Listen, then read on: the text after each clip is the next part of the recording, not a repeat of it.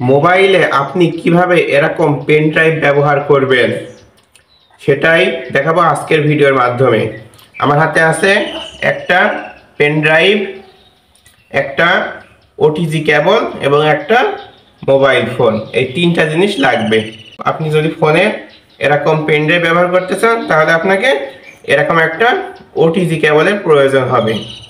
অর্থাৎ এই ওটিজি কেবল আর pen drive থাকলে আপনি আপনার মোবাইল ফোনে এটা ব্যবহার করতে পারবেন। কিভাবে ব্যবহার করতে পারবেন চলুন দেখে আসি। প্রথমে এই যে আমরা এই ওটিজি কেবলটা নিলাম, নেওয়ার পরে এই যে আমাদের যে প্লাগ ইন আছে এখানে আমরা এটাকে লাগিয়ে দিব। বহুদিন পড়েছিল তো একটু টাইট। তারপর এটাকে আমরা আমাদের ফোনের সাথে কানেক্ট করব। এই যে কানেক্ট করেছি, কিন্তু আপনারা দেখতে পাচ্ছেন এখনো কিন্তু আমার ফোনে এটা পাইনি।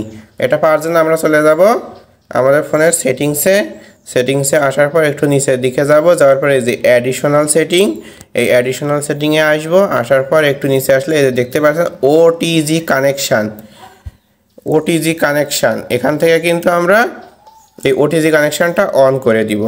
দেওয়ার পর এই যে দেখেন আমাদের কিন্তু এই যে পেন ড্রাইভের যে মেমোরি কার্ড একবারে ডাইরেক্ট নিয়ে চলে আসছে। এই যে এখানে দেখতে পাচ্ছেন যে ওটিজি, আমার এটা কিন্তু 64 জিবি একটা পেন ড্রাইভ, 62.9 জিবি জায়গায় যে ওটিজি দেখাচ্ছে 46.6 জিবি আমার ব্যবহার করা হয়ে গেছে। এখন কিন্তু আমরা এই যে ওটিজির যাবতীয় সব কিছু আমরা ফাইল এখান থেকে নিতে পারবো, দেখতে পারবো, কপি করতে পারবো, এমনকি আমাদের যেরকম প্রয়োজন আমরা সেরকম এখান থেকে ব্যবহার করতে পারবো।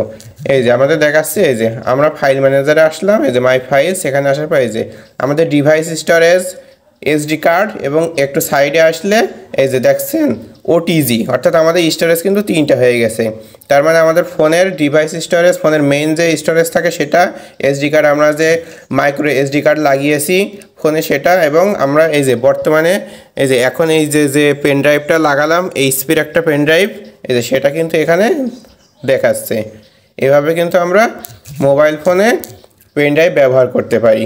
এই ছিল আজকের ভিডিওটা ভালো লাগলে অবশ্যই লাইক দিবেন এবং চ্যানেলটা সাবস্ক্রাইব করবেন, আর কমেন্টে আপনাদের পার্সোনাল মতামত জানিয়ে দেবেন। ধন্যবাদ সবাইকে।